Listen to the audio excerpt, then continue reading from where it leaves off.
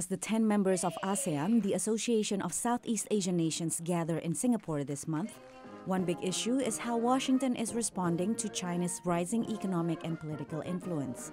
In October, U.S. Vice President Mike Pence outlined a more aggressive approach.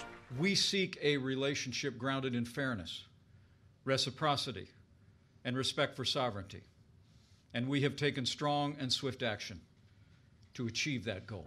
Former U.S. President Barack Obama embraced a pivot to Asia, a strategic rebalancing of U.S. interests from Europe and the Middle East, focusing on a region his administration saw as crucial for America's future.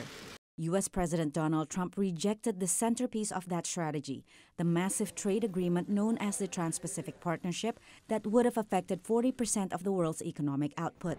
Instead, his administration's approach is known as the Free and Open Indo-Pacific. Now sort of pursuing an alternative approach that's probably a bit more commercial, a bit more transactional in terms of its focus.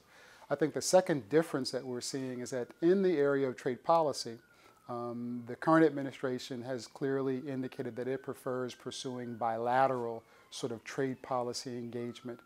The South China Sea also continues to be a concern for ASEAN, where China's territorial ambitions are seen as a threat.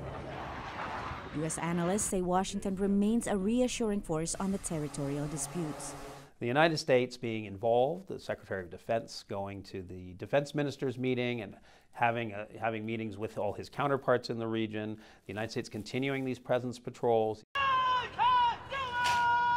The U.S. and China have long been rivals in Southeast Asia, but President Trump's approach to differences on trade and security has made some countries worry about what's ahead. They want to have a good relationship with China. They want to have a good relationship with the United States. And I think some are a little fearful that this Trump administration really does want them or compel them to choose one over the other. And I just don't think any country in the region is very comfortable with that.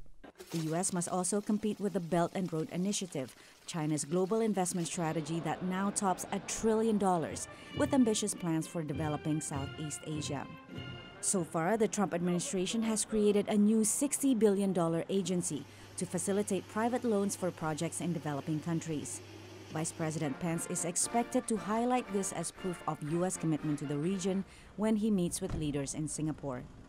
Patsy, Widakuswara, VOA News at the White House.